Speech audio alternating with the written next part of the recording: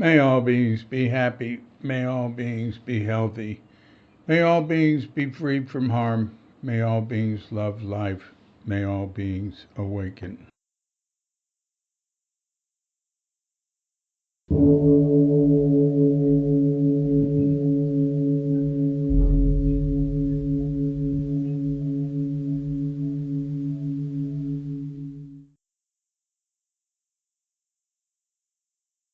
Welcome to another Cuke audio podcast. I'm DC Puba of Cuke Audio and Cuke Archives, preserving the legacy of Shundo Suzuki and those whose paths crossed his, and anything else that comes to mind. I pray that you and yours are safe and comfortable and free of economic hardship and able to get out and do whatever it is you want within the limitations of the universal precept of do as little harm as possible. Today we have a guest, Joan Amaral, teacher at the Zen Center North Shore in Beverly, Massachusetts, right outside of Boston. Joan is a Zen Center graduate. You will hear about that. And one of the main things she'll be talking about after we get to know her some is her experiences with Mel Weitsman, especially while she was his attendant, his Shuso at Tassajara in 2005 during a practice period. Mel passed away, I believe, a week ago. Yeah, on the 7th of January in the evening at the age of 91. He was the abbot of the Berkeley Zen Center. He had recently retired. He first went there to run the Berkeley Zen Center in 1967 at Shundo Suzuki's request. And he'd either been the head of it, helping to run it, then the priest of it, and then the abbot of it after he got transmission from Hoitsu Suzuki for 1967 to 2020. And last week's podcast was a chat with Mel. It was the third one with him, and I've been posting on Cuke what's new about him, and there's plenty on his Cuke page. If you go to cuke.com, just write write Weitsman, Weitsman, in the site search box, and bang, his link to his page will come up. He was a great guy. Everybody liked him. Very open. Anyway, we'll be talking about him. So let's just get right into that after our pause to meditate. So when you hear the bell, hit pause, if you wish, and meditate or whatever for as long as you wish. And when you're ready to come back, hit unpause, and we'll be here to hit the bell. And we'll give Joan a call, okay?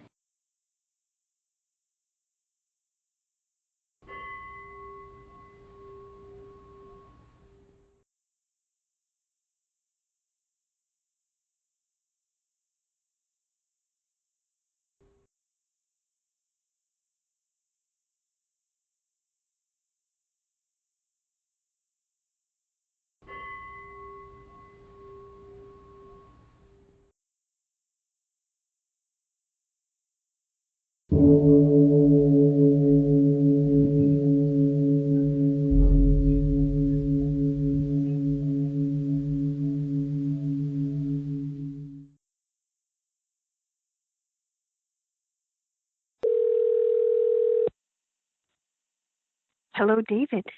Hi, Joan. How are you? Hi, I'm doing fine. I'm so happy to hear your voice.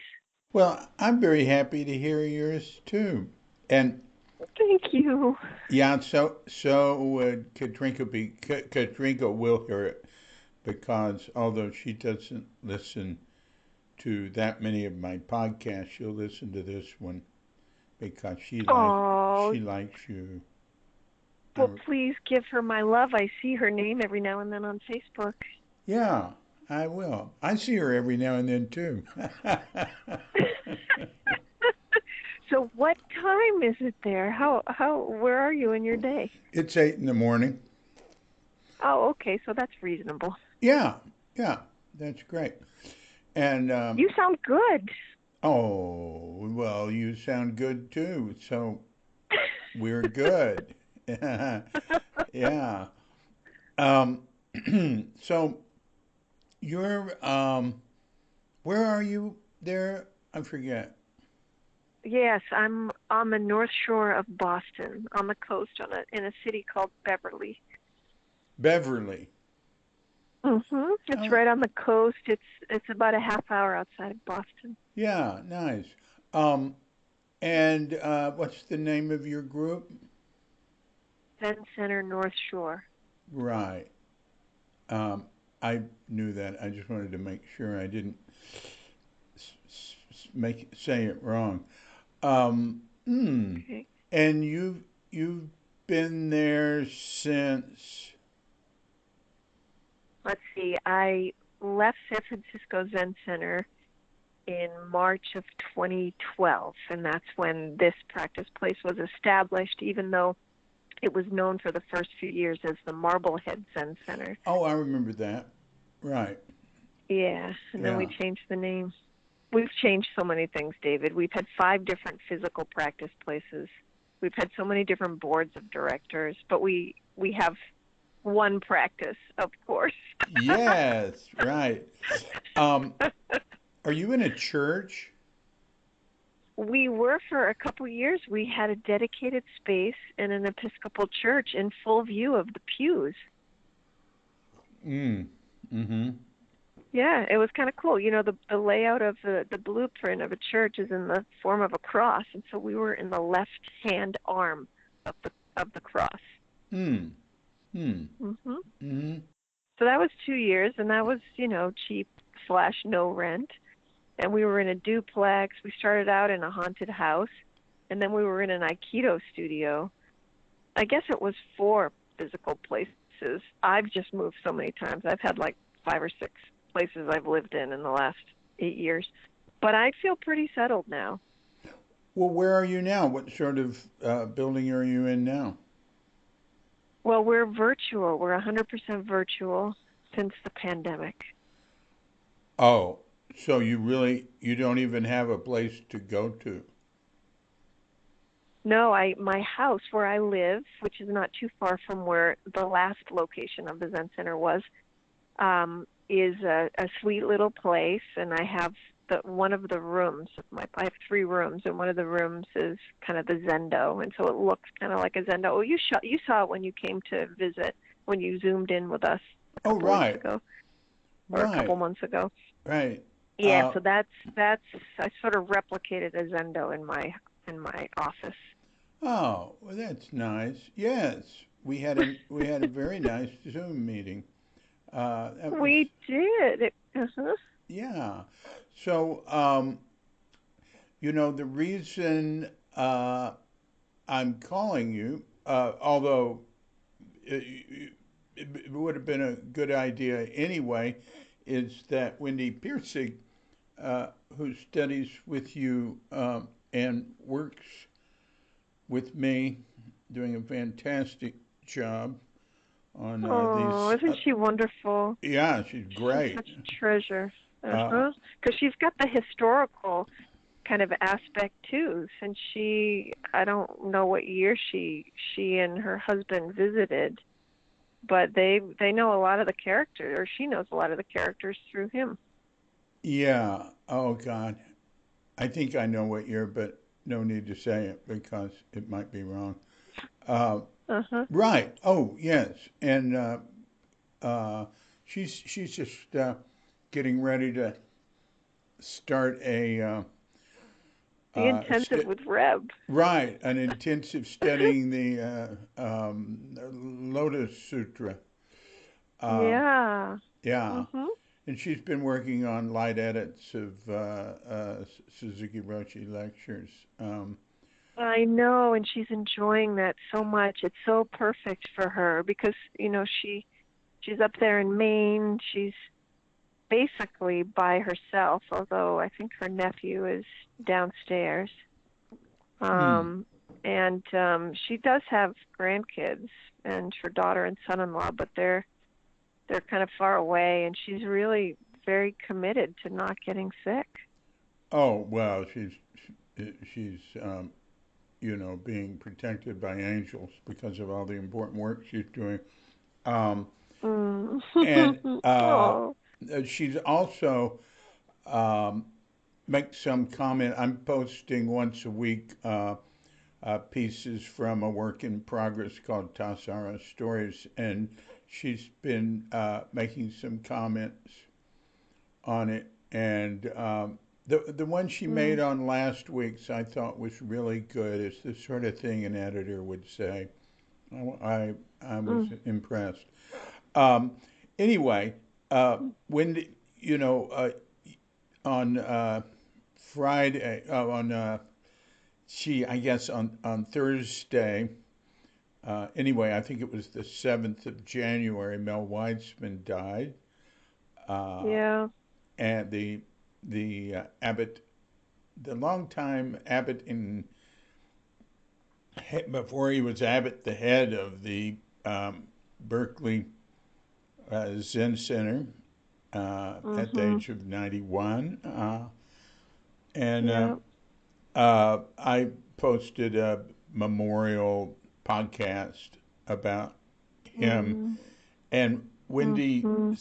Wendy said, "Oh, Joan has some nice stories about Mel, Mhm. and she was with him in this and that." Mm. And Mhm. Yeah. so she said, maybe you should. And I said, oh, yeah.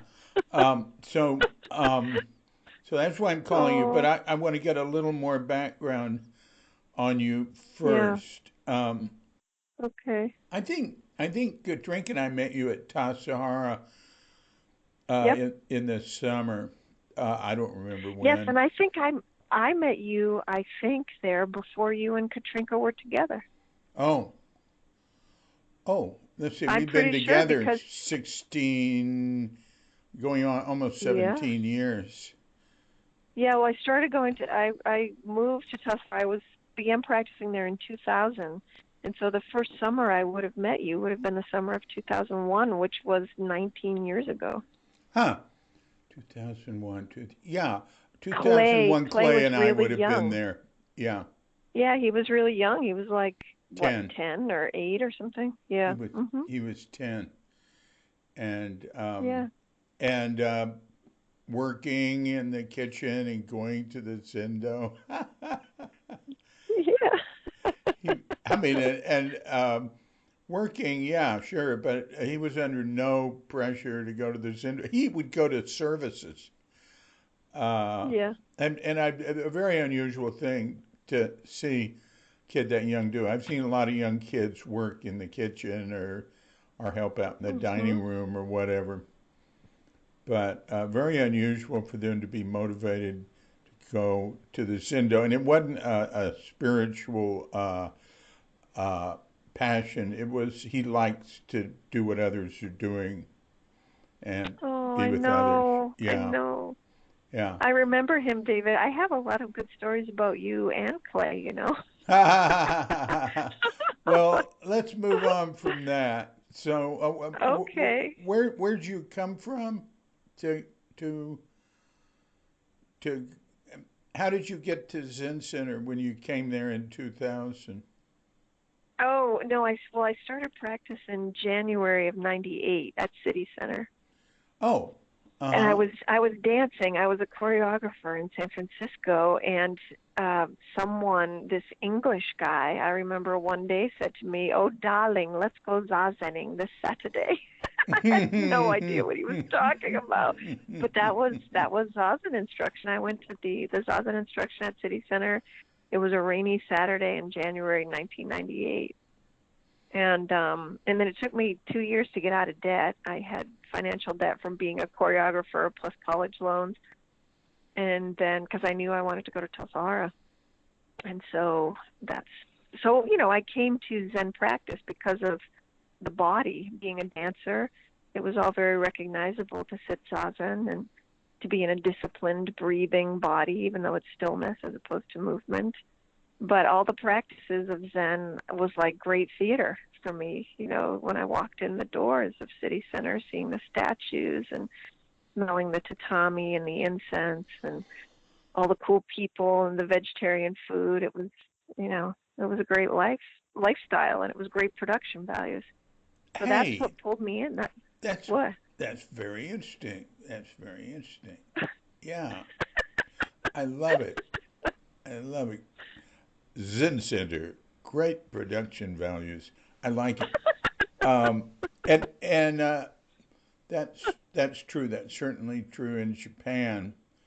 Uh, and uh, uh, that's a shout out to those who are sticklers to form uh, Mm, and form with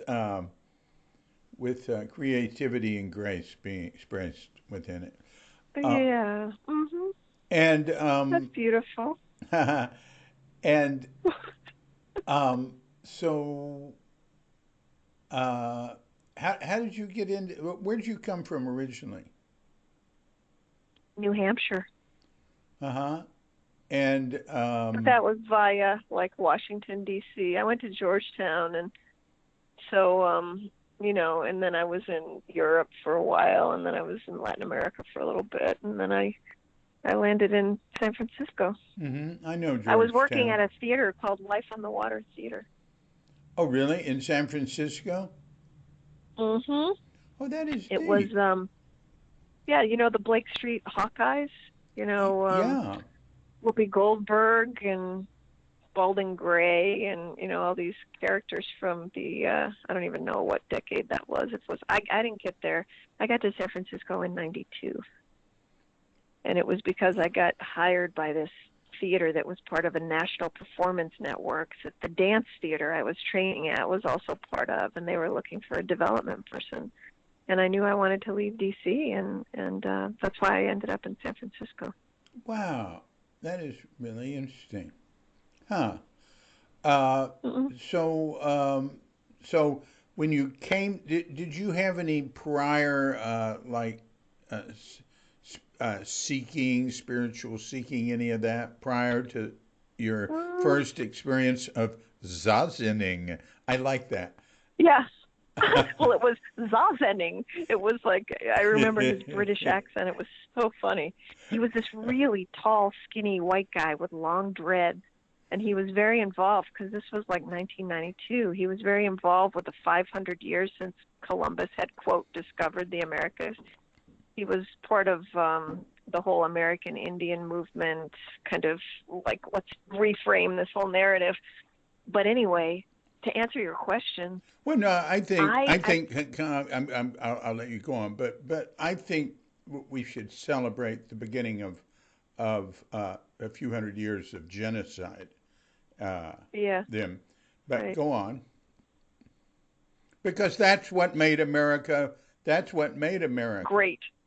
Huh? Yeah. Well, I can only imagine what you might be feeling, like how you're seeing what happened at the Capitol on Wednesday, being, on the other side of the world. Like, it's crazy. It's Uh, crazy what's going on here. well, I keep up with it And just like I was where you are. Um, mm, uh, well, yeah, people are crazy. So we'll see how that plays out. But all right, I interrupted you with yeah. my Oh foolish no, that's comment there. okay. No, I mean, I think that it's probably connected with something like this. Like I was always dancing for as long as I can remember. And then once I hit 30, I think I started, I wasn't feeling like this was going to be for the rest of my life. I felt like I needed more. You know what it was, David? I really felt like I needed like the teacher-student relationship we have in Zen, the warm hand to warm hand thing. I didn't see that happening in the dance world. I wanted to apprentice with someone. I wanted to have a close, as Darlene would say, body-to-body relationship with someone. So I started doing yoga and I started doing Tai Chi. Basically I started slowing down. But when I first got to that first Zazen instruction at City Center, oh my God, I could hardly sit still. It was excruciating. And it was really only because of how interested I was in the culture of Zen that made me stick around to keep sitting. So, what made it work for you, or what you gravitated toward, was a relationship with a teacher. So, Yeah, well, I think so. I think that was part of it, but I also wanted something more than, like the whole Vipassana thing. I feel like it's too psychologized, and they use fluorescent lights and it's wall-to-wall carpeting, like for me, and I think yeah. therapeutically, I think I'm also discovering through the work of a wonderful therapist who is very dear to me, the trauma I had in my childhood growing up and how grounding it is for me to have my sense gates met by the smell of the incense and the feel of the wooden floor on my bare feet in the zendo and the feeling of the robes and the cushions, all of that is very, very grounding and nourishing and comforting for someone like me who's had trauma. And it's, it's low-grade trauma. It wasn't anything huge. In fact, I didn't even realize I had trauma. But that also, that's what I mean by the culture. It's deep and it's emotional. It's not superficial by any means, even when I jokingly call it production values. It's very nourishing and it's fleshed out. It's like another way to interact with human beings that's much more manageable to me. Just, like that's what Lou Hartman and I had in common. I mean, he was one of the first people who started me thinking about me, myself, being an introvert. David, isn't it weird that so many of our people who died, our teachers, it was like Steve Stuckey, it was the end of January. Darlene and Lou both died in January. I mean, Blanche died in May, but we honor Blanche's death date halfway. It's usually right around her birthday and Mother's Day, actually. So Blanche was different. But I think it's kind of striking that so many people already have died around the same time of year. Yeah. So even Suzuki Roshi, that was December, January. Yeah. I don't know. So your first teacher, how soon did that develop, that you had a teacher at Zen Center? It was Darlene, and that was within the first year. And I wasn't convinced. I didn't know. It wasn't like, oh, I want her to be my teacher. In fact, it was kind of interesting that she with rheumatoid arthritis, moving, so slowly and with great effort, and I was still dancing at that point. So we talked about that a little bit. Yeah, Darlene Cohen, Yes. who I was very close with, and close with her brother, and I'm still close with her brother. Had and of course Daya, her connection with Daya, my ex-wife, my first wife, Daya Goldschlag, who was Diane Goldschlag back then. Darlene, she had from just remembering back 70s, mid 70s, very chronic arthritis, like Mm-hmm. the worst case of arthritis I've Yep. ever seen. Yes. And it's not just like arthritis in the hands. It was like, whoa. It was something, Yeah. Full and bodied. it's her way of dealing with it and responding with it was heroic, Oh yeah, totally. It became her whole teaching. or I should say heroinic. Well, that sounds like drugs. Well, no, those are just uh, homonyms. Mhm. Um, But it is true that Darlene was very inspiring for, her energy, her capacity to turn, well, she would teach those workshops, Suffering and Delight. And that book, one of her first books she wrote, it was, the original title was Finding a Joyful Life in the Heart of Pain. But as she always said, she would take superficiality any day over being, heroic or heroinic. oh, that's interesting. That's interesting. Yeah. That's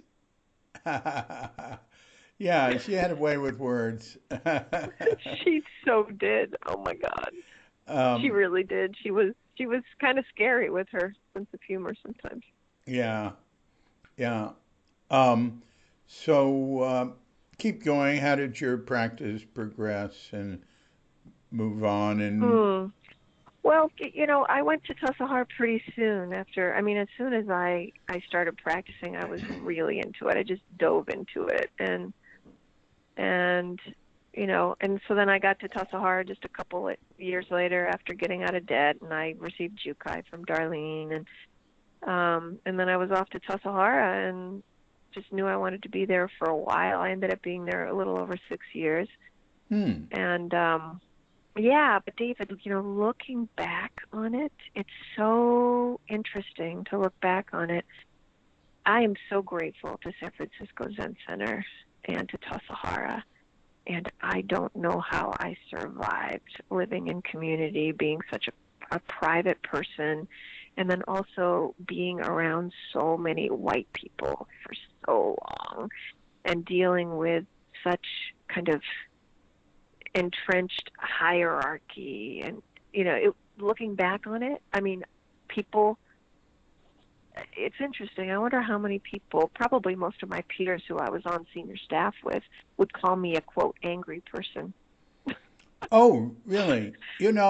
It was See, the way so I hard for remember me. you is you were very friendly and fun to talk to, and uh, also, but you were serious and you had concerns.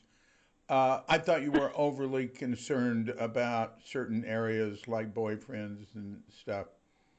Oh, Uh, really? oh, I Did used I to talk to tell you you about that boyfriend? too. I used to tell you go for it, have fun and stuff. Uh, yeah. Wow. Oh, But well, to me, yeah. I would never would have thought of you as an introvert. Yes, that's because of the Mediterranean. I'm frequently told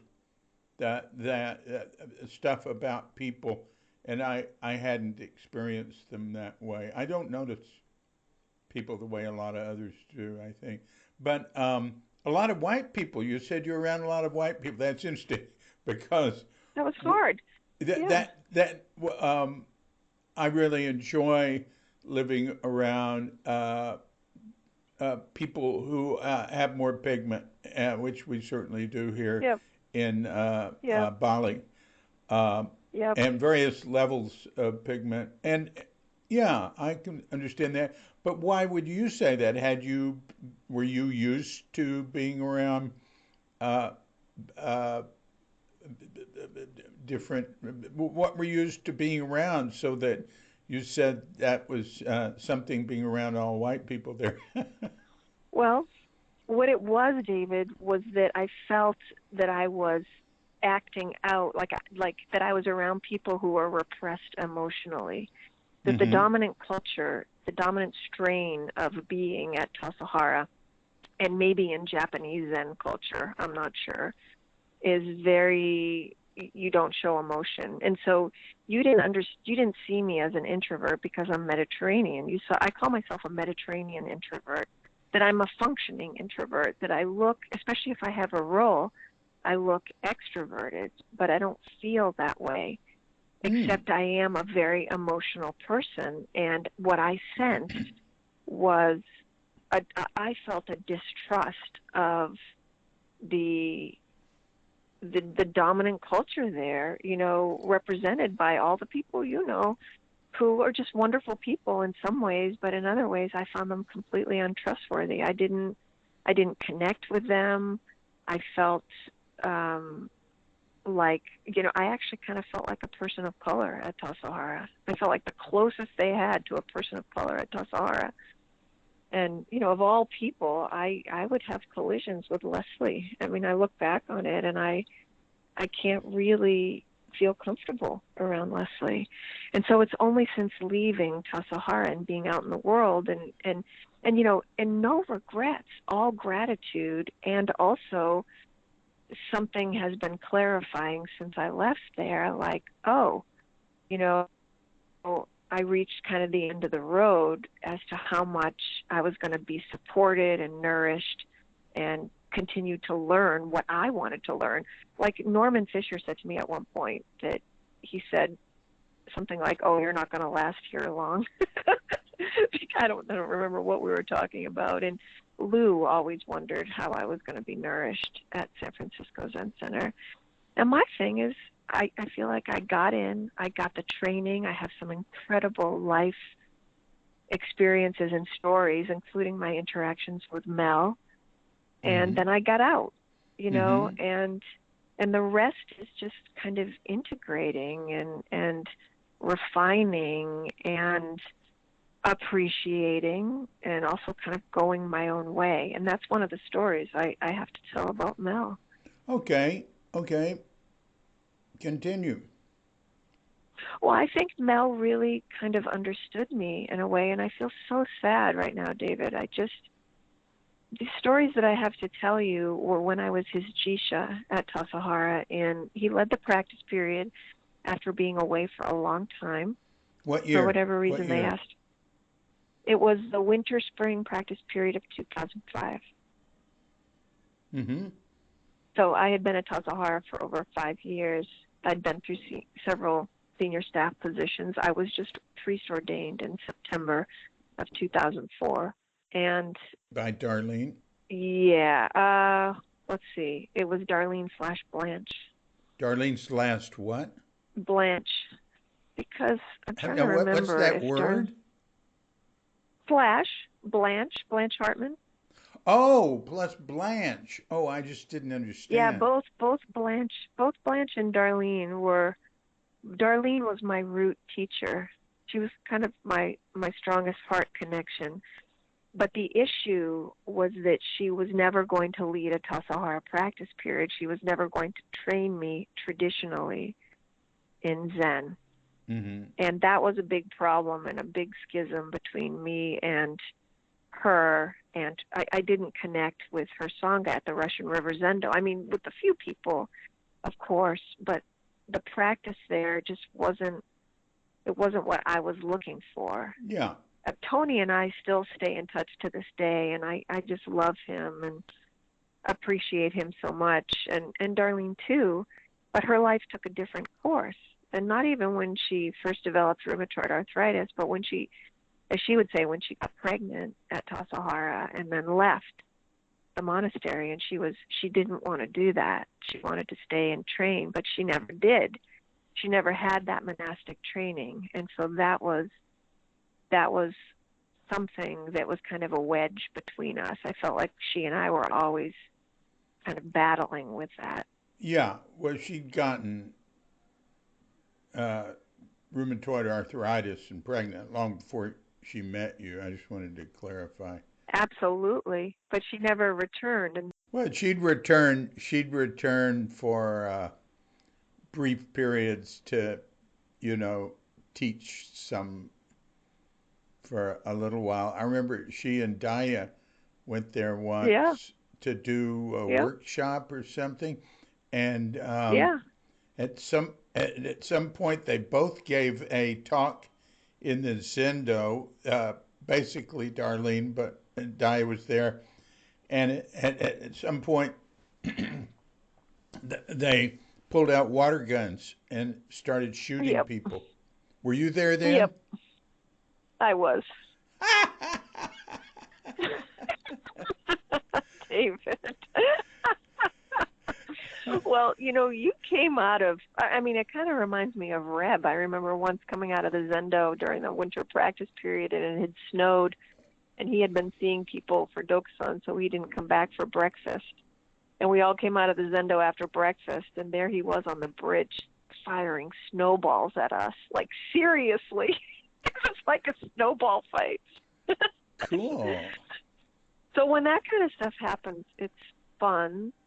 But that's kind of what people expected of Darlene, and I saw a more serious side to her. She really taught me deeply about Zen underneath the category of, Zen or Buddhism. And I'm really grateful to her for that. But Reb had told me that for me to, if I wanted to be trained at Tassajara, that it would be really good for me at the beginning of each practice period to meet with whoever was leading it and ask them formally to train me. So that Darlene and I stayed in touch the whole time. I did my monastic training, but other people were training me too, even though she and I maintained a connection. And the person who was training me most, I think, who really I felt most connected with was Blanche, and that's who I ultimately received Dharma transmission from. Ah, yeah. Yeah, what year was that? 2013.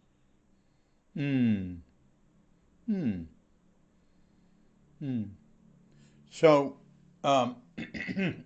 so you were Mel's jisha, his attendant, Yeah. when he was down there leading a practice period Yeah. 15 years ago, 15 and a half years ago, or, well, 15, Yeah. 16 years ago. Yeah. So, please continue. So, I hadn't really interacted with Mel that much at all before then.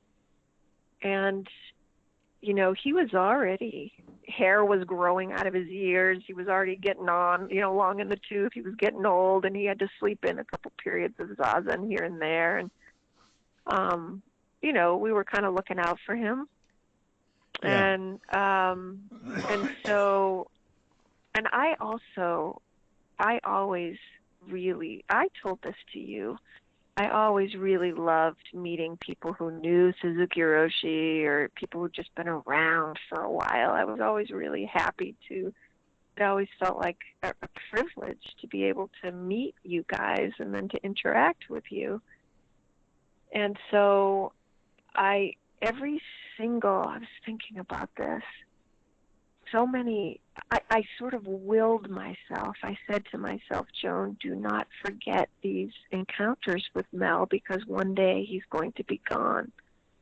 And, some of the sadness I feel is that I thought I would be able to tell some of these stories at his funeral, that we'd all be together and, we'd be able to go through all the rituals of saying goodbye to a great teacher and a great human being. So it's just, it's really kind of sweet that it's beautiful that Wendy had this thought for me to be able to talk with you. I'm grateful because where it came from was on Thursday. He died on Thursday night at 5:30 Berkeley time. And so on Friday morning, we offered a little memorial service for him. Mm-hmm. I had him on the altar and we chanted the harmony of difference and equality, and we have an echo that we do for teachers.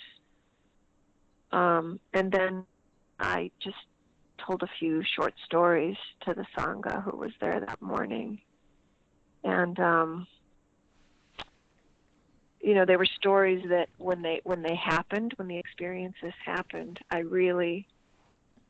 said to myself, remember this, because this feels so particular to this human being, Mel. And I get to experience this with him, So one of them was, he, and this is sort of a foreshadows when my dad died. I moved back east because my dad was failing and he asked for help. And so I was with him for the last 3 years of his life. And I was kind of like his buddy. Like I'd drive him around, we'd do things. And I kind of felt like that way with Mel. I kind of felt that way with Blanche. After Lou died, Blanche and I got really close. Mm-hmm. And to some degree, I felt that with Darlene too, just because of her arthritis, and so she needed assistance. Like I used to help put her robes on her, to tie her robes, because she couldn't tie her robes. So these are similar kind of feelings that were opportunities for me to, maybe be more maternal or be more nurturing. And Mel, I kind of, you would have had to ask him, but I felt like he really saw me and appreciated me. That I have a sense of Mel that he really respected people who were kind of strict with themselves with practice, who were sort of, quote, good at Zen practice, meaning like first in the Zendo, or, being able to bow without using your hands, or, stupid stuff like that. But that he noticed that and he appreciated it. But at the same time, that you couldn't take yourself too seriously, that there was a certain playfulness or sense of humor. And he and I played a lot, and I'd go, like David, one of the first things he did when I went into his cabin on the first day, he asked me to get a list of the practice period participants. And I gave him the sheet of paper, and, he looked at that sheet of paper and he said, okay, who's with who? Who are the couples? That was the first thing he wanted to know about the students at the practice period. Oh, that's very interesting. Yeah. The right now, the first piece in Tassajara Stories starts off with Mel talking about how Suzuki Roshi told him to be the eyes and ears, that the jisha is the eyes and ears of the abbot. And Mel said, he mentioned something about he didn't really want to notice who was with who and like that. Tell Suzuki Roshi, and Suzuki Roshi really didn't want to know either. But that's interesting. I can't remember exactly what it says, but go on. Well, it's, then Mel, it was interesting because now I'm remembering that he had Chosan with all the couples at Tassajara.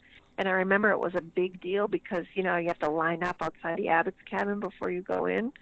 And that was for some people, that was their coming out. Like, we didn't know some of those people were couples. So they were standing together outside the abbot's cabin. Right. But so, David, the particular stories, were like, there was one day that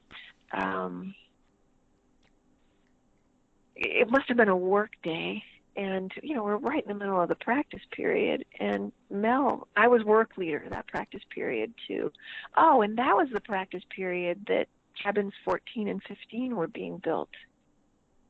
And, so there was a lot going on. And there are all kinds of stories to tell about that with the work crew and me being the work leader. That was really cool to be able to interact with them. But Mel, just out of the blue, on this one work day, I was walking down the path. I was right near the student eating area, and he comes up to me and he says, I have to go into town. And I was like, what? He said, I have this toothache. I need to go see the dentist. And I was like, Mel, you didn't mention this to me, an hour ago. Like, what? Did this just suddenly come on? And he said, yeah, will you drive me?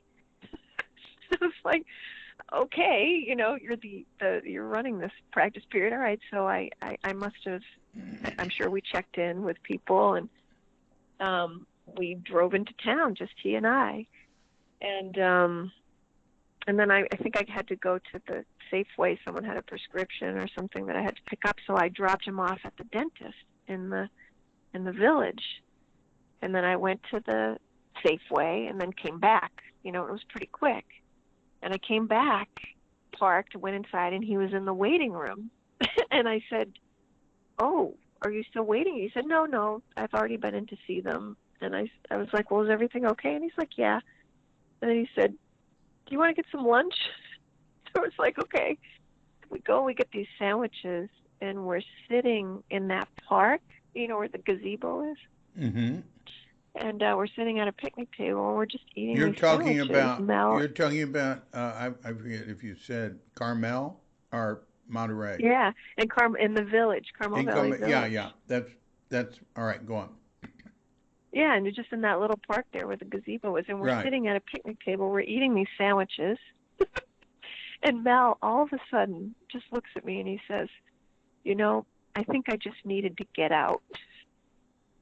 Mm.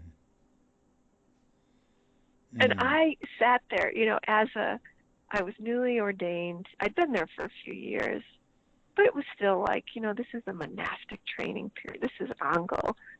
And when he said that, there was something that kind of released in me about all this seriousness and all this effort. And David, what it kind of reminds me of is, do you know Sherto's poem, the Song of the Grass Roof Hut?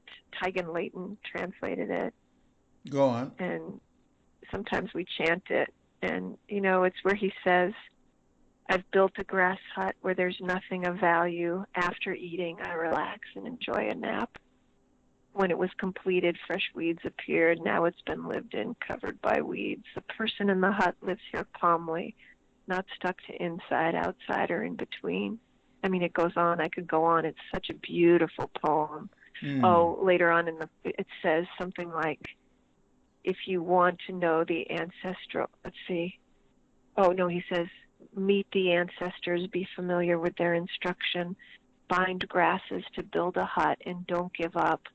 Let go of hundreds of years and relax completely. Open your hands and walk innocent. And that's just occurring to me in this moment. What was happening within me when I heard him say that. Like when he first said it, I was like, I laughed. And when I told Wendy and the others the other day, I was laughing about it. I thought it was so unexpected. It was so refreshing. It was so cool to be able to hang out with the practice period leader like that in the midst of a practice period. But now in telling you, I'm feeling something like the seasoning of all those decades of training and practice. Oh my God, and it's like you too, David. All that training and all that practice, and what are we ultimately doing here? What are we really expressing? And so the second story is connected with this, as is jisha. The form, I guess, usually at the end of a shosan is that the jisha asks the last question. Shosan is the question-answer ceremony at the end of a practice period. Go on. Yeah. And so this was the end of his practice period, and he's, aging, and this is like almost 20 years ago now, but still back then he was aging. He was slowing down, and I was feeling it, and we were all feeling it because we all fell in love with him. And so my question to him was something like,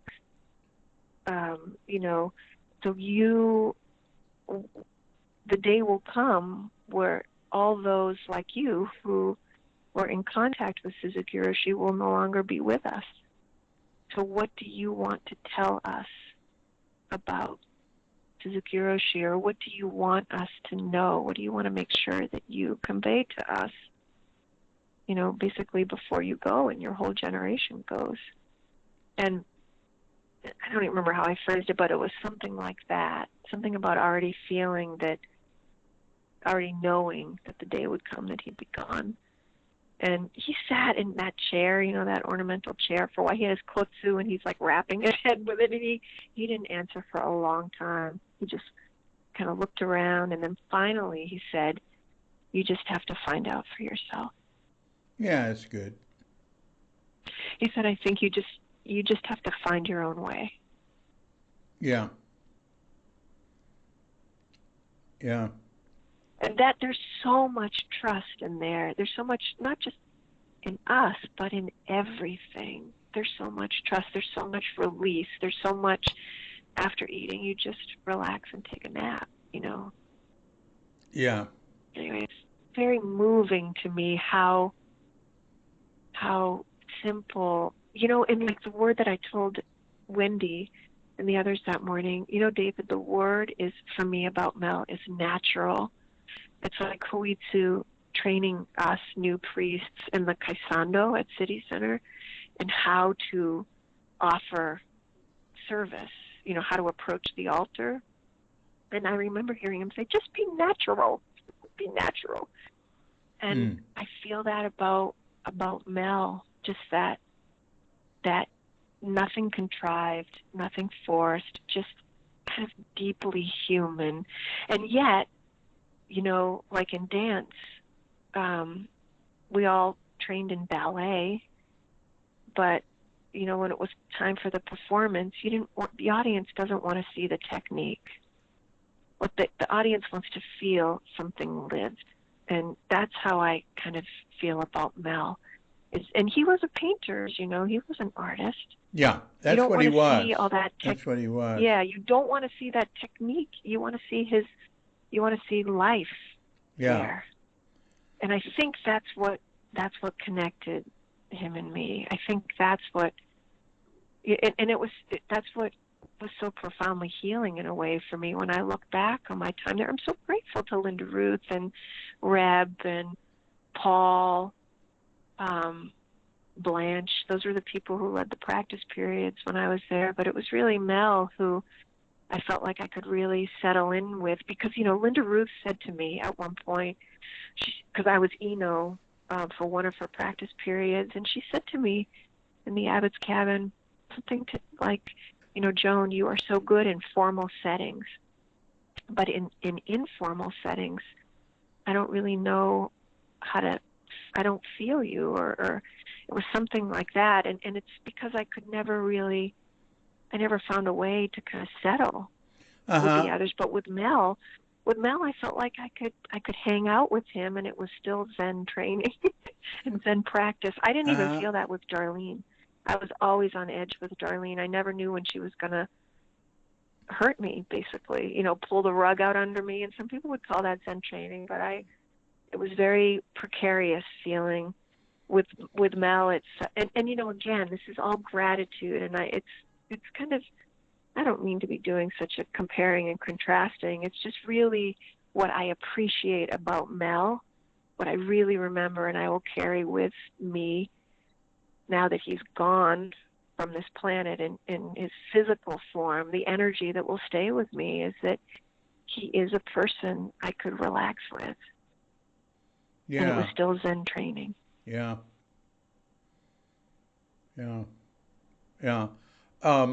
Whenever I would see Mel, Mel would say that he could take me in small doses.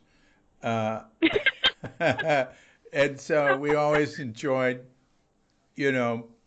talking or getting together, and never did it too long.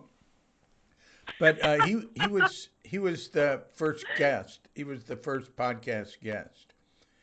Oh my gosh! And when was that? How long back ago? in April. Wow, David, that's amazing. He was just happy to do it, and completely unguarded and really natural, and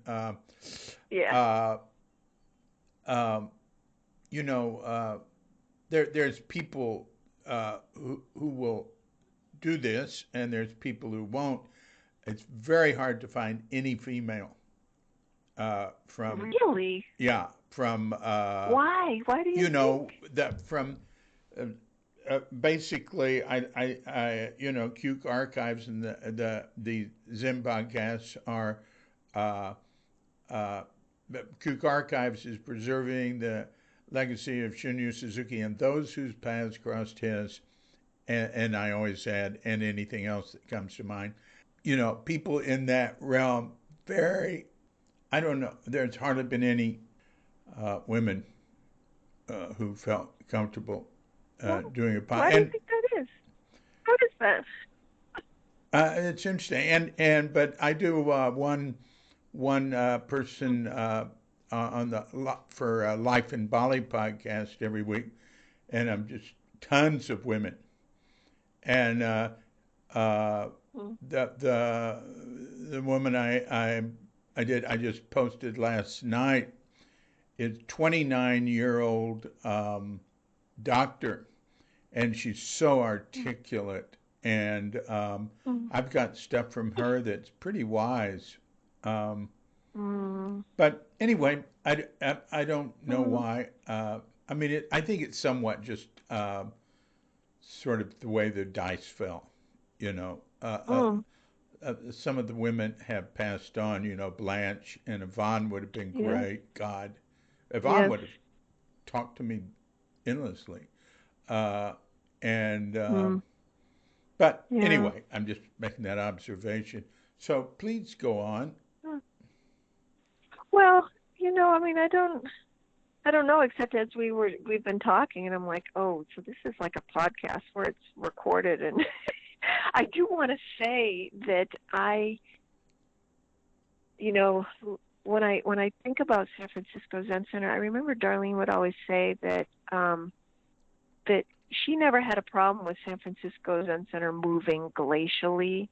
Like even what I was talking about culturally, with being so sort of repressed and not mature in a way with dealing with sexuality or anger, not really being able apparently to sort of take these up as natural expressions of being human, and that doesn't stop at the monastic gate.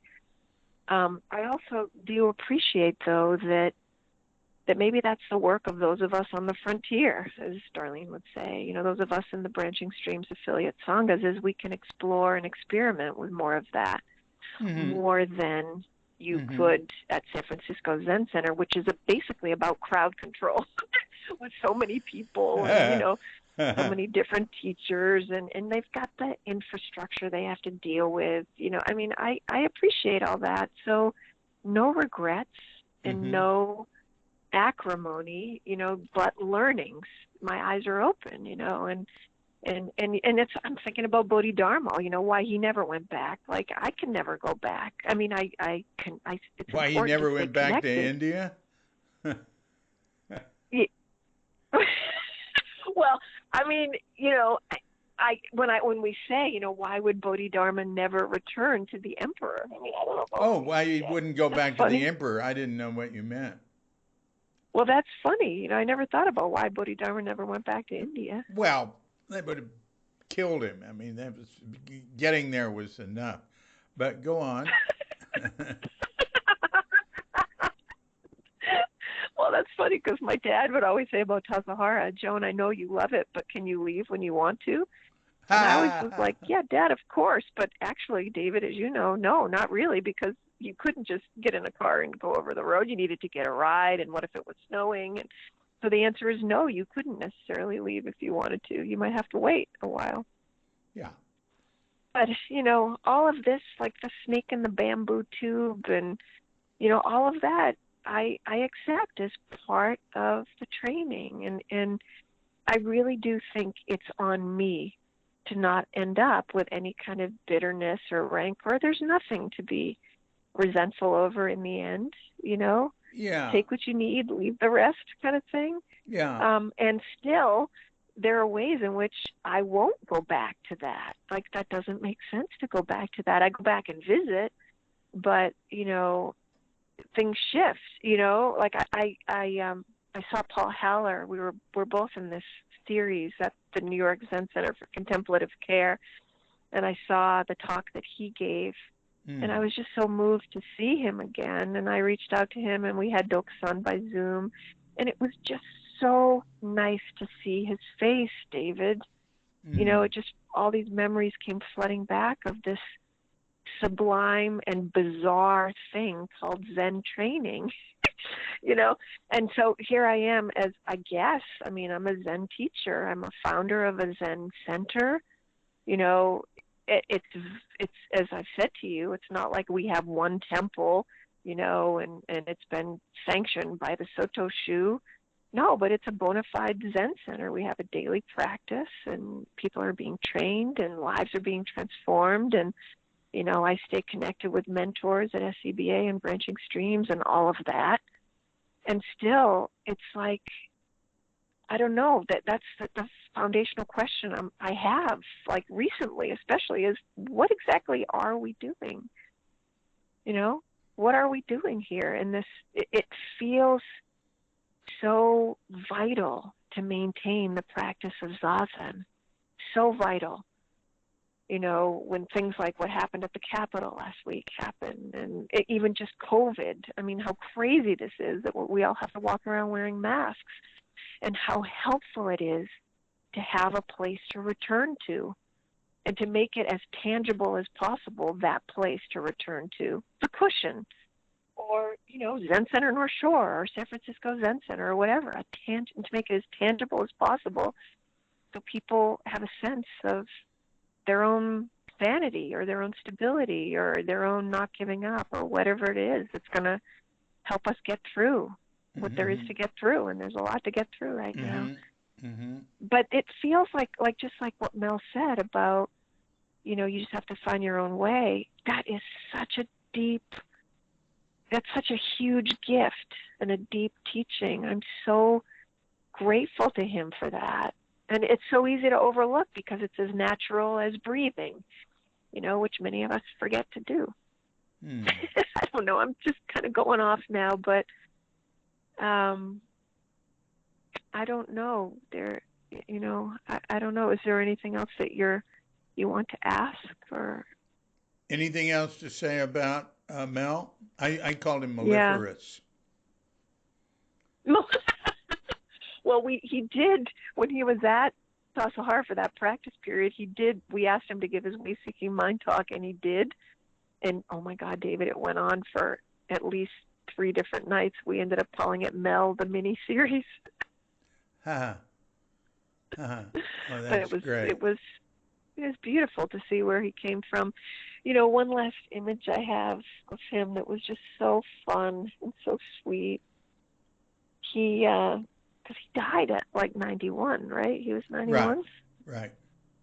And he was still pretty vigorous, you know. He was walking, and he looked good, and he had lost weight and all that. And so during that practice period, he decided that he was going to share he was going to ask us all to do stretching with him at the work circle. You know, at the work circle in the afternoon, the first time that, you know, you stand facing each other and making eye contact and talking. And again, I was the work leader, so I don't even remember how it all came to be, but, you know, there would be okay, any announcements, any lost and found, you know, and then, okay, Mel, lead us in some stretching. Yeah. And, oh my God, David, it was hilarious. I can't show you because we're on the phone, but it was like he was voguing. He was what? He was what? Voguing. Do you know what voguing is? No idea. It's a kind of dance that was done in like discos in the 80s where you just sort of posture. It's a lot of posturing. Oh. Like he'd put his hands on his hips and he'd move his head to the right and he would just stay there for a moment. But like it was like he was posing.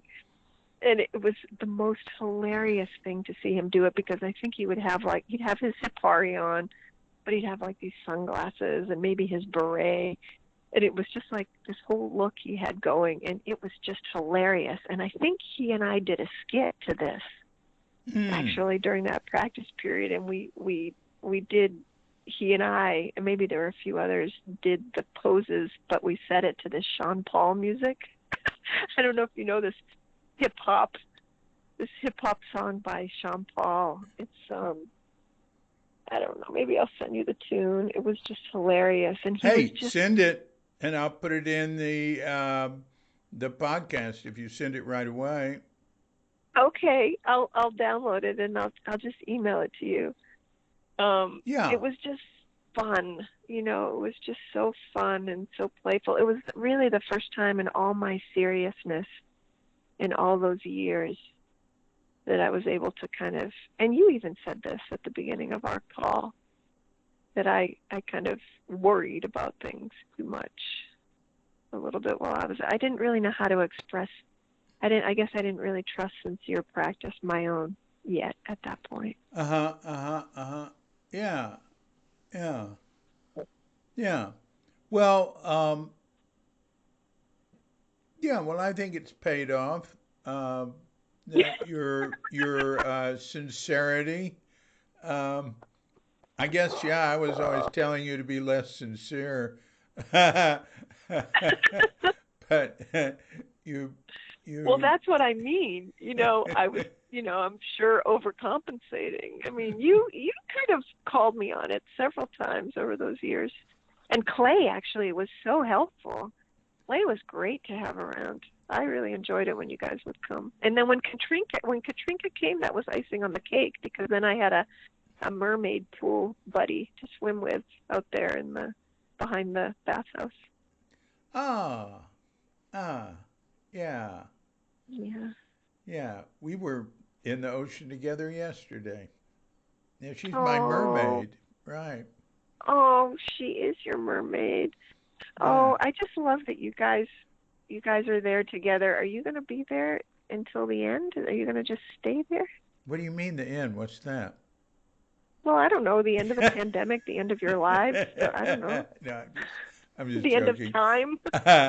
um, um, uh, I doubt it, but we don't have any plans. We're, just trying to survive financially, and Yeah. it's easier to do that here. But if we were gonna like Mm. go completely broke, it would be better to do that in America. Yeah, I You hear don't you. want to be broke in a foreign country. And, Mm. we could Yeah. live more cheaply here. Uh, but we live pretty well here. But we live pretty well here at a fraction of of what just getting by in America would be. So, Yes. Yeah. um, yeah. Yeah. Uh, yeah. Well, we'll see. Mhm. I don't know. I don't know. Uh, there's nothing but unknowns, but right now it's working really Mhm. well.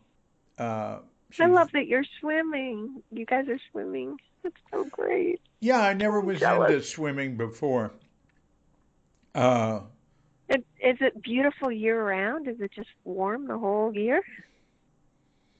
um, well, every once in a while it gets cool enough to put on like in August, windy. If we go down to the beach to have dinner in the evening, I might put on a long sleeve shirt.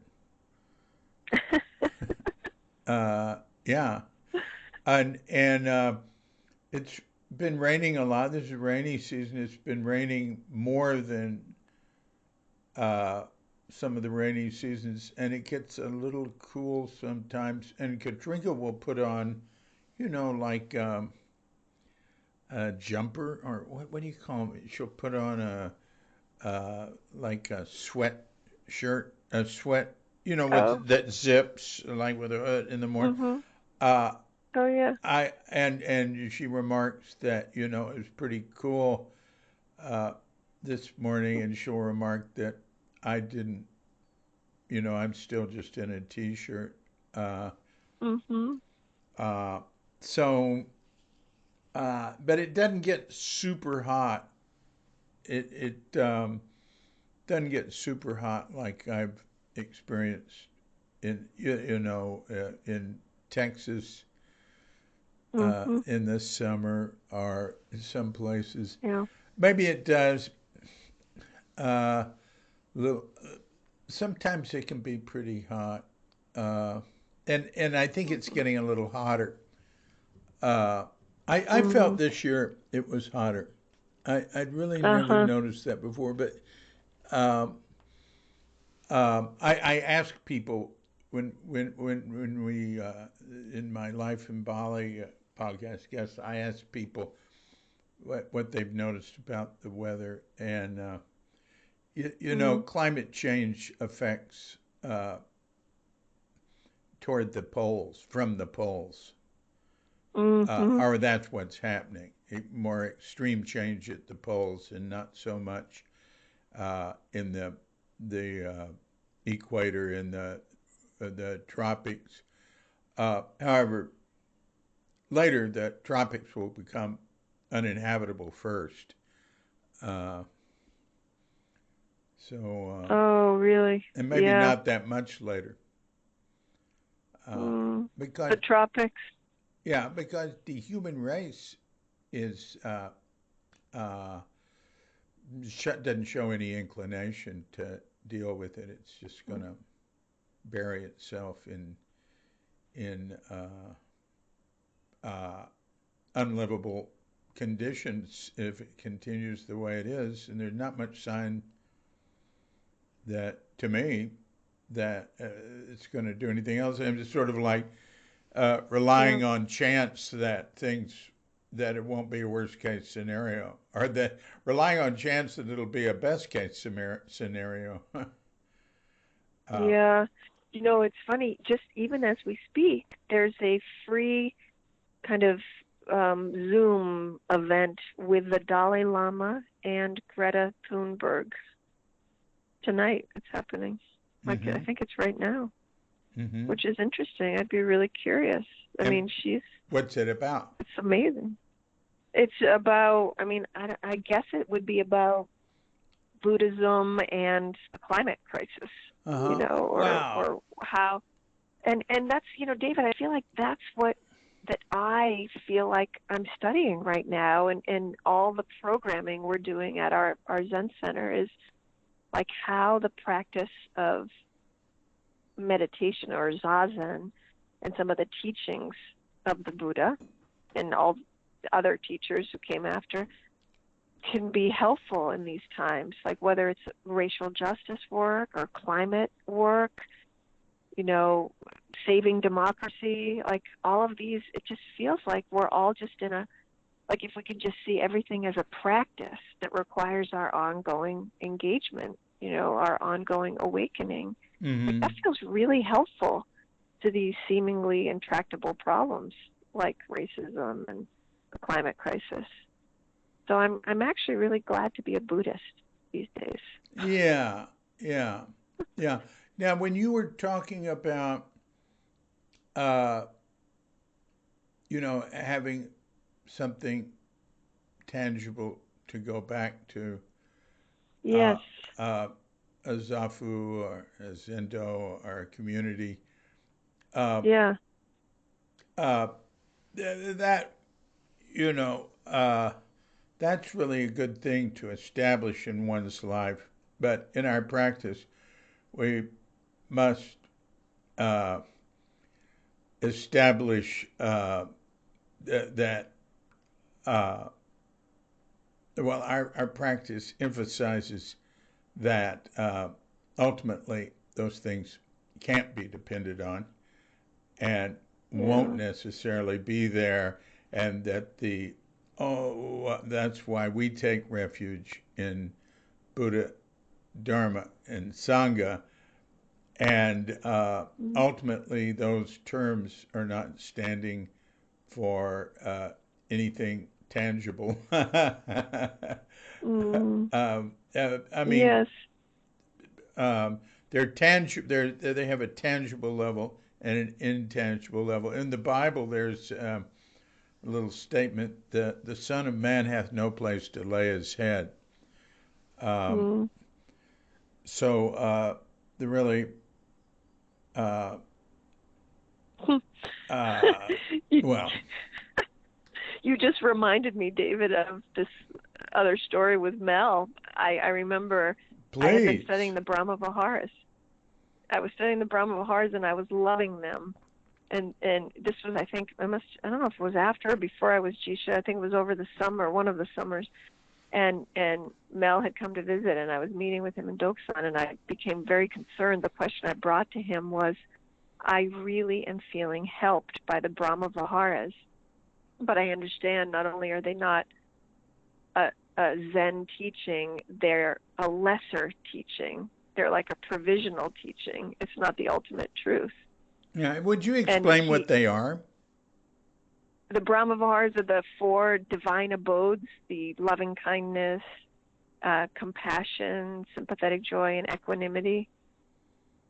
It's a teaching from the Theravadan tradition. It's a teaching from the Pali Canon. It appears in the 4 foundations of mindfulness, in the fourth foundation, and it's what everybody teaches these days. Everybody's teaching loving kindness. All the Sharon Salzberg and all those people, they're talking about loving kindness. And every time I do guided meditations every now and then, people love the loving kindness meditation because it's so helpful in these times. Yeah. But so that's what I was bringing to Mel. Yeah. I was like, what kind of Zen student am I if I'm bringing this lesser, that I'm so connected with this lesser teaching? I'm afraid I'm not a true Zen student. And you know what he said to me? He looked at me and he said, but samsara is nirvana, dumbbell.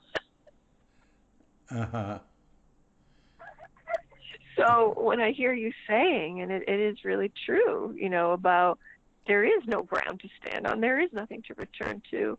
I hear myself in my own defense saying, but these times, I guess I'm just trying to help people, where they are provisionally right now, And then I'm thinking, this is all happening in my mind as you're talking, and I'm thinking, oh my God, then does that make us not a Zen center? And then I hear Mel's voice. But samsara is nirvana. Well, I don't know where that leaves anything except that it leaves me with not a loss of self-confidence. I feel like it's okay. Just keep chugging along. No. I definitely incorporate that in consciously into my practice because, here I'd say the one respected sort of almost universal spiritual statement in Bali that Hindus and Buddhists both know. And when I say Buddhists, the Buddhists I'm familiar with, I mean, I know some Chinese who are involved with, traditional Chinese Buddhism, but the Buddhism I'm familiar with here is more like Theravadan practicing Buddhism, and yes. Here I've done Vipassana retreats, which are great because it uses the Mahasa method, which is like Zazen. It's just focusing on your breath, going in and out. The one thing that all of it has in common is the statement, may all beings be happy. Yes. Oh, yeah. Oh. Semoga semawa hidup berbahagia in Indonesian. And I start every podcast with that. Oh, David. Well, that is kind of how I see you, and I think you're a living bodhisattva. I think you, I remember your kindness with me at Tassajara. That was a really important thing for me to experience as a young monk there, was when you just said you were in the dish shack, and I always tell this story. I told it to you a couple months ago. And you said you look like you're having a hard day. I think I was the TA that summer. It was my first summer there. TA, what's that? And you said TA? the Tenzo assist. Tenzo assist. Yeah, you're helping the head cook. I was a glorified, what do you call it? Like, what do you call it? Shop boy, a stock boy. Glorified stock boy. Yeah. And I remember you said to me, "Here, let me make you a cup of tea." That was so kind of you. That was such a bodhisattvic thing to do. I just felt so loved, Wow. like, and protected. Yeah, Wow. So that's and I put you and Mel, back to Mel, God, David, like in these formal ceremonies when like the Japanese people would be there and we'd be in the Buddha hall and something had happened, like there was some funeral. Maybe it was Blanche's funeral. Maybe it was a mountain seat ceremony, and everybody would be looking straight ahead, not smiling. And there Mel would be, sitting there, and he'd be looking around. But he was also, the picture I have of him on my altar right now, on our altar, is, there are all those nice pictures of him smiling and stuff, but the picture I have of him is he's midway in a full bow. He's carrying the hosu, the whisk. Yeah, and the horsehair whisk.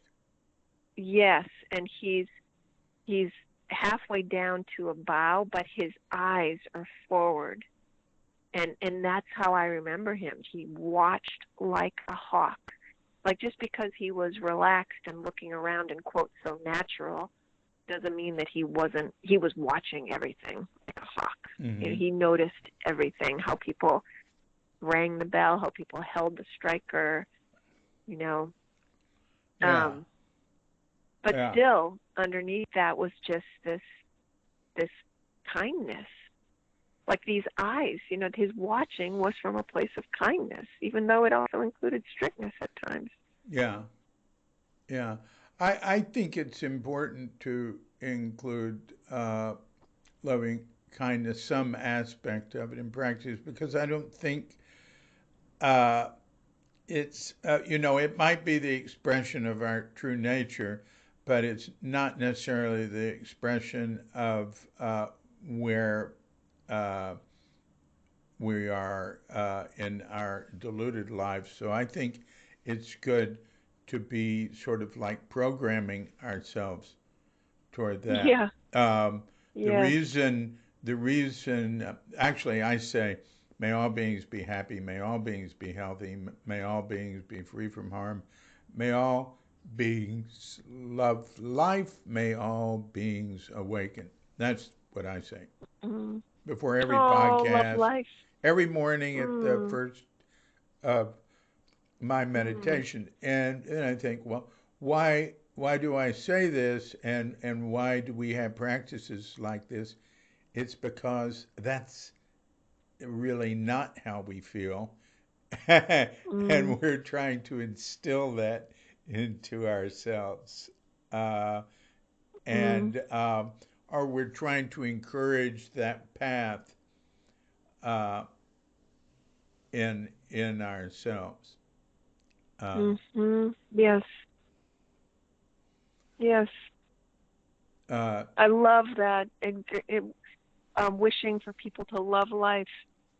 I love that, David. yeah, that's I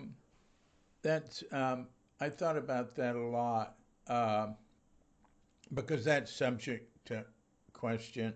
Adding that, and I sort of added that, but you know, Buddha said, in surely a Mahayana Sutra or something, and I think it was Reb who pointed this out. Reb was talking about, and I've quoted him so many times. I think it's in his book, Being Upright. Not sure, one of his Mhm. books. Mhm. Um, that he might have been talking about, or he might have been thinking about how the communities and with his experience with Zen Center can react to mm, something that people are disturbed about. Uh, Mhm. and uh, that people can express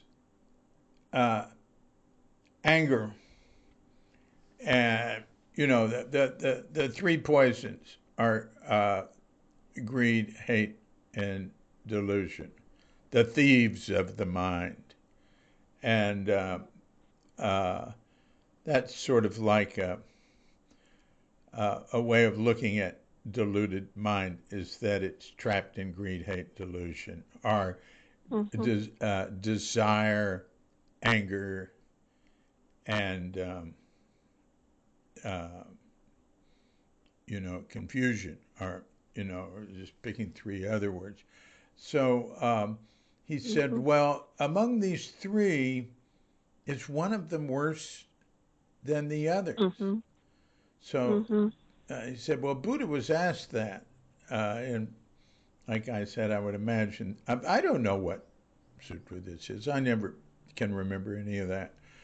And he said, oh, yeah, anger, hate, far worse.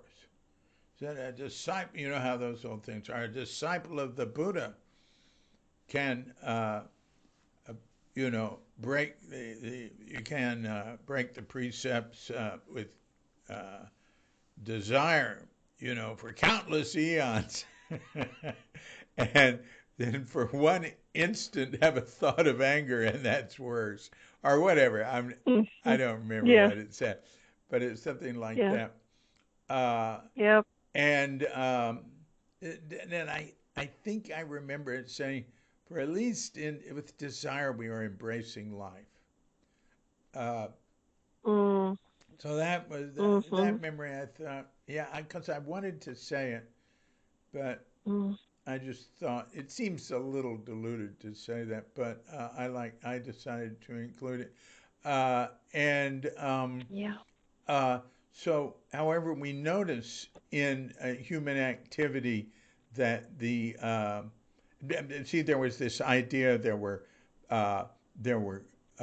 greed types, anger types, and delusion types. Are those who had that were that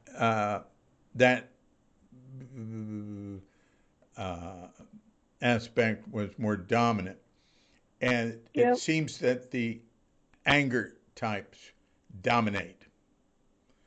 And in Thank You and Okay, I might have mentioned it both in Thank You and Okay and Crooked Cucumber. I said in communities, it seems there's a tug of war between the gypsies and the Nazis. And the Nazis always win. The Inquisition was, the hard asses coming down on the hippies. But David, I have come to find that the most dangerous demographic is an aging hippie. That's what San Francisco Zen Center is. I was shocked to see that aging hippies would be so sexually repressed. They would be so repressed about anger and sexuality and any of the other strong energies of human life. It was shocking. Well, that's interesting. That's interesting because that's I would call that a anecdotal experience. Okay, but specifically, I don't think you have a statistical sample that's large enough to generalize. Well, I'm just talking about the realization that San Francisco Zen Center was founded by hippies. Well, and those who are still in charge. Richard Baker was no hippie. Well, that is very true, but he didn't stick. Those who stuck, who are still around, like all of Green Gulch, they were hippies.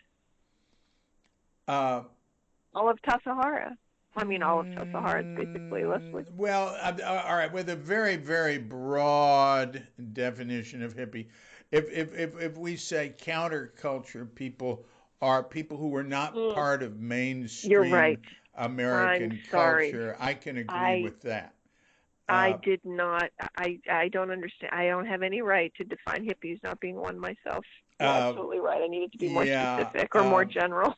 I'd say if I would take the use of the word hippie there to stand just generally for people who had departed from mainstream American culture, which also is a very fragmented thing, but we have some idea. And we can see in America now that there's a struggle going on between I would say between those more rooted in hate and fear and those more rooted in desire and confusion. But everybody's confused. But you know, these are very casual observations. They're not scientific on my part. And I don't really know what's happening. I posted something. I have two blogs. Cuke What's New blog, which always has a Suzuki Roshi lecture excerpt. And I think the last one I did, I took every excerpt out of the archive. We have the most recent version of the archive. It's always being updated. And that mentioned Mel. And I put them all in there together. And I always have one other, and then something else Zen related. And then there's the Cute Nonsense blog where I do anything else I want to post. And I posted that I had been way too involved with following American news recently. And I said I won't express, I won't make any observations or express any opinions on it, because I said you already have a perfect opinion on it, and you understand it completely, because everybody has their own way of looking at what's happening. I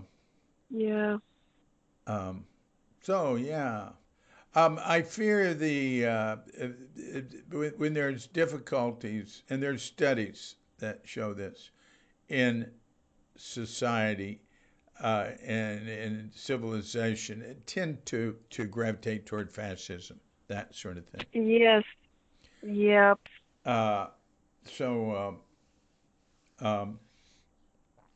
We can remember Matthew Arnold's poem with his wife looking out over Dover Beach, where he says, "Ah, love, let us be true to one another, for the world which seems to lie before us like a land of dreams hath really," and I can't remember exactly what it is, hath really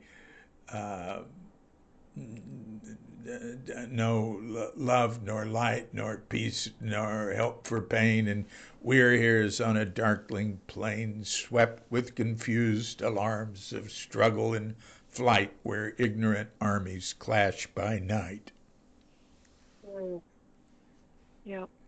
So that's not being able to take refuge in phenomena is what he was pointing out. And of course, when he says, "Ah, love, let us," I can't remember what I said. I said it right. Let us be true to one another. You can take that as meaning take refuge in Buddha, Dharma, and Sangha. Take refuge in what we, like Mel said, we just have to find out what that means. Yeah.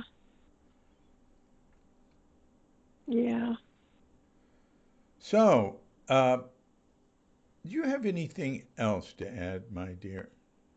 Oh my gosh, David, I just want to say thank you for all the work you do. I'm the recipient tonight of how you just keep people connected and keep Dharma alive and keep the inquiry happening throughout the generations, since Suzuki Roshi. And I just feel very, very comforted, just very grateful, and just happy to know you. Thank you so much for letting me be in your life and for, across these time zones, connecting the tropical Bali with the wintry, North Shore of Boston. It's very sweet and very humane.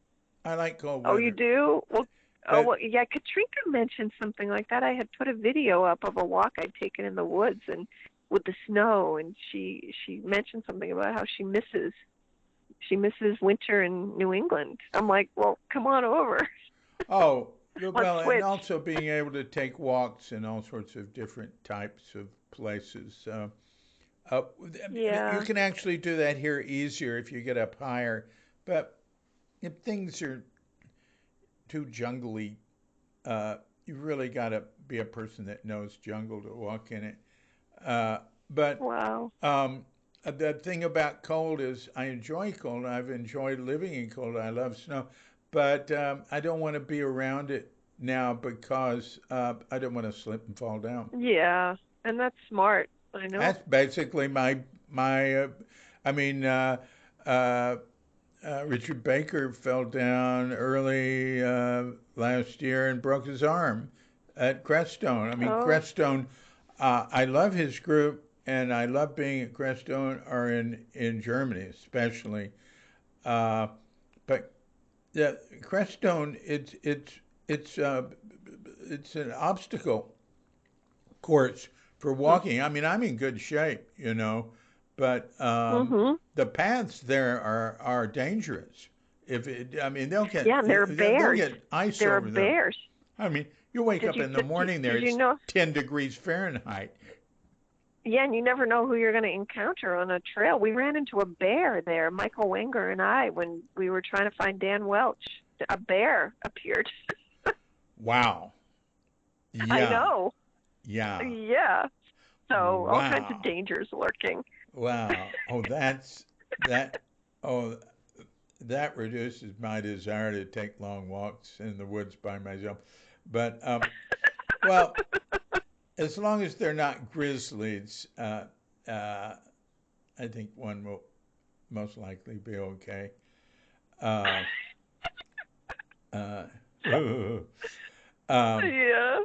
Let's see.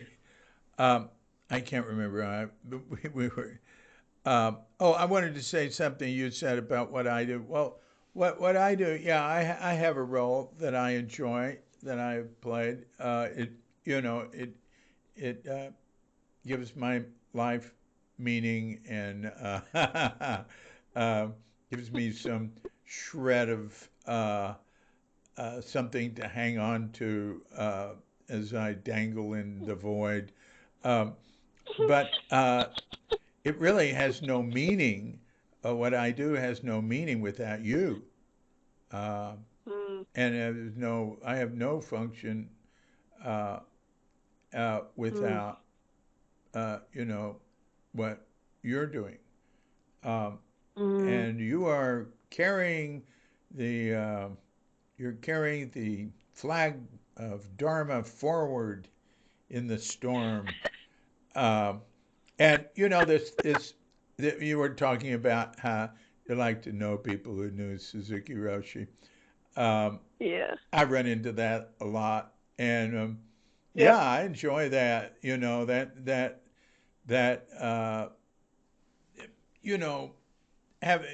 sort of like being a celebrity, a little tiny bit. Oh, yeah. And it's really you get the status. It's unearned. It's it's just like coincidence. It's like, oh, I'm so happy to know you because you passed through Cincinnati, and I really like Cincinnati.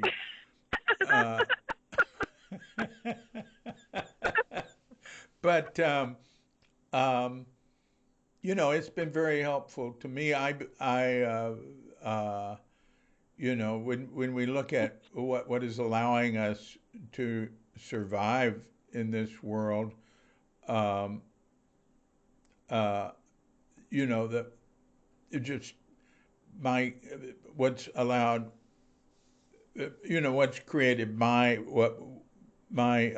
well, there's two wheels of the I put in my year-end uh, email, but there's two wheels of the temple, the the Dharma wheel and the economic wheel, and Yes. they've got it both turned for Yeah, exactly. the economic, or the phenomenal wheel, and it was Cobuncino who explained that you got to the economic wheel, you got to survive. So because of just the the way the dice fell in my life, I had and because of my various inclinations and compulsions, ended up writing about and doing podcasts and stuff, and Yeah. but it doesn't have any real meaning without you. All right, so I've made that point a few times. Thank you. Uh-huh. Thank you. What a delight. Thank you so much. And I it's so beautiful. You called me right on time. That was so sweet. I was like, is he gonna remember? Is it gonna be, you try to get all these people to talk to. I could have forgotten. Yeah. It doesn't help me to write things down. I have too much what I written wanted down. to say is it would have been okay if you'd forgotten or you didn't call. I just wanted you to know I was going to be sitting here no matter what. And I can also get confused about time. Oh my God, tell me about it. I know. Yeah. I'm glad we figured that out. I'm glad we figured it out so we could talk. It was so nice to hear your voice. And thank you so much, David, for talking with me and for just talking with people and recording it and sharing it. Yeah, it's fun. I enjoy it. I've loved talking with you. And may the North Shore Zen Center, did I say that right? Zen Center North Shore. May the Zen Center Shore, well, yeah, may the Zen Center North Shore and you, Joan Amaral, prosper and sail blissfully into the winds of the future. Oh, and just love life. That too. Yeah, yeah. May we love life. Thank you, David. Thank you so much. And I wish the same for you and Katrinka, and keep swimming together and let's keep in touch. Yeah, let's do. Okay. Until we meet again, my darling. Sounds good. All right. Bye-bye. Thank you, David. Take care. Bye. You too. Bye-bye.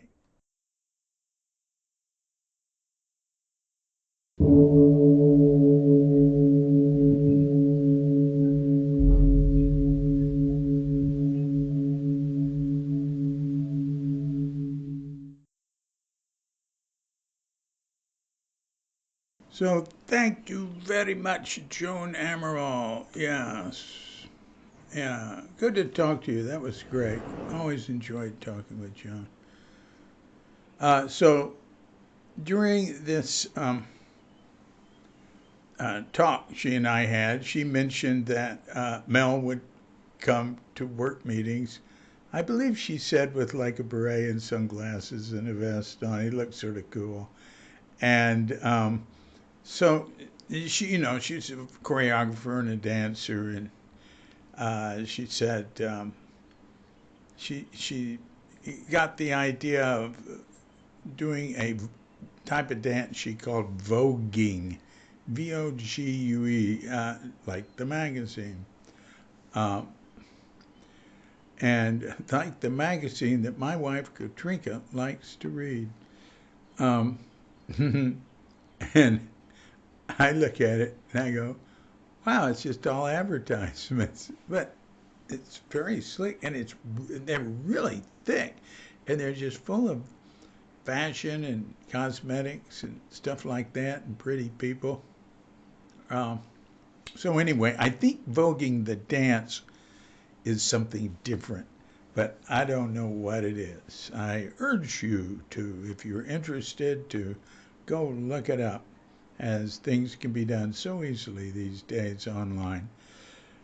So anyway, during skit night, she and Mel, and she said she asked a few other people, did a skit where they vogued to Shake That Thing by Sean Paul. So she sent me a link to it on YouTube, and using YouTube to MP3, I got it. And that's what we're going to go out with. So thanks a lot, Joan. And right after the sign-off, we will shake that thing. And while that thing is being shaken, visualize Joan and Mel voguing to it at Tassajara Skit Night.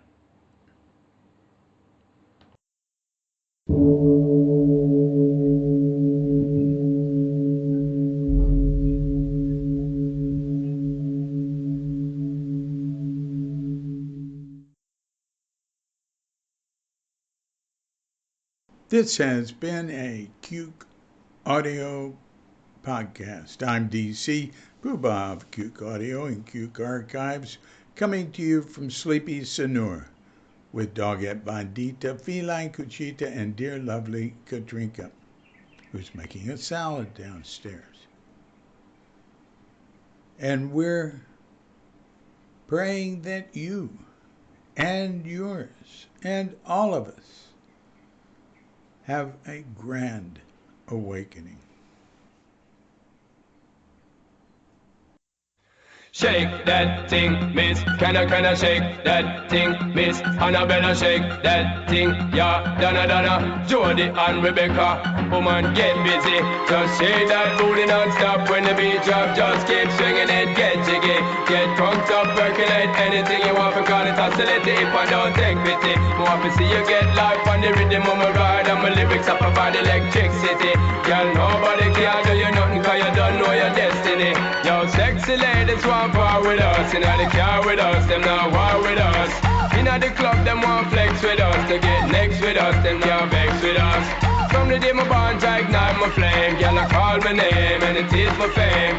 It's all good, girl, turn me on till I earn them on. Let's get it on, let's get it on till I earn them on, girl. It's all good, just turn me on, girl. Don't sweat it, don't get agitated, girl. Go and rotate, cause anything you want, you know you must get it. Coming in my mention, don't ease the tension, girl. Run the program, just go and fit it. Yo, have a good time, girl. Free up on the mind, cause nobody can this, your man won't let it. Cause you are the number one, girl. Wave your hand, make them see the wedding band. Yo, sexy ladies want power with us, inna the car with us, them not war with us.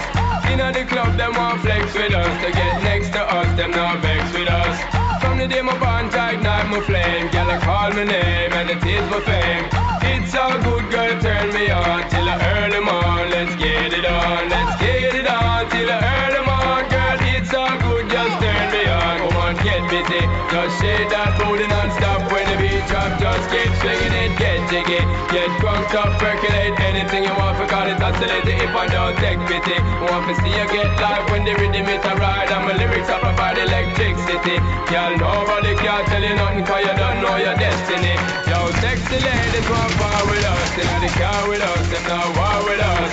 Inna the club, them want flex with us, to get next to us, them not vex with us. From the day my bond, I ignite my flame, girl I call my name and it is my fame. It's all good.